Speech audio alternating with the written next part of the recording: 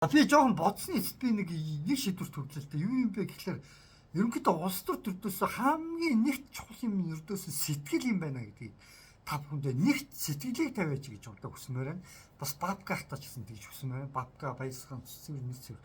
Урд нь яг цус чухал чухал. Гэхдээ цус хоёрт орох юм байх шүү гэдгийг би өөртөө хэлмээр байна. А гуравт мэдлэг орно шүү бабкахаа баясгахаа. Та айгүй их тийм мэдлэгтэй хүн хайж ийн гэдэг юм билээ. Бас цустай хүн хайж, цэвэр цусны хүн хайж ийн гэдэг юм билээ. Гэхдээ та хамгийн чухал нэг орхитуулаад идэм байна гэдэг би анзаарсан.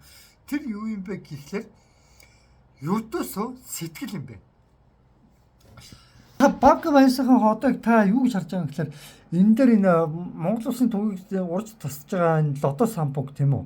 Ингээд энэ дээр та ингээд муулаад тавьсан л да. Ерөнхийдөө элбэг доржийн хүн гэж та нэг бага тавьсан баг шүүсэн. Энэ байна уу? Элбэг доржийн хүн гэж тавьсан байсан тийм ээ. Энэ шүү дээ. За тэгэд би бол одоо сампуг бол Монгол цустай хүн гэж боддог. Элбэг доржийн ч гэсэн ээж нь ядчил аавыг нь би хин гэдгийг мэдгүй ч гэсэн ээж нь ямар тач юу цагаантаа гарсан тийм дөрүүд Монгол хүн байдаг гэж би сонсч байсан. Дөрөвдөр ирдэг цэвэр цусны Монгол хүн ээж нь гэж сонсч байсан. Аав нь би хин гэдгийг мэдэхгүй байна.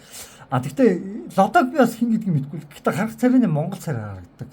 Лодогоос хизээч би өөр гадны цус би хараагүй. Харин сэтгэлтэй лодо сэтгэл нь яатсан гэхээр уралцсан юм шиг нэг тийм сэтгэлтэй гадны улс орн либералуудыг шүтдэг байх өндөр магадaltaй барууны орнуудыг.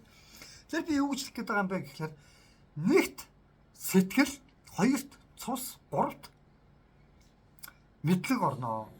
Та хамгийн чухал юм бабках баясгахаа та мартаад байна шүү гэдгийг би имжлэгээр анхааруулж хэлж байгаа. За өнөөдөр 2025 оны 2 сарын 8 тэг цаг 37 минут болж байна. Энэ хүргээд энэ бичлэгээ өндөрлөө.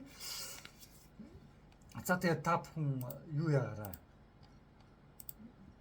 гэж би одоо хүсээ. Юу гэвэл энийг маш сайн ойлгосоо гэж үзье. Ер нь Чингис хаан дээр үеэс гадны хүмүүсийг ч гэсэн гадаад цустай байсан ч хамаахгүй тийм хүмүүсийг бас ажлуулж иж дэлхийн төлөвлөгөөс хийсэн шүү гэж би өвдөг хүсмээр Монголоо гэсэн сэтгэлтэй л бол бас зарим хүмүүсийг бас хүлээн зөвшөөрөх хэрэгтэй байна гэж би өвдөг бодож байна. За тэгээ энэ хүргээд энэ бичлэг өндөрлөө.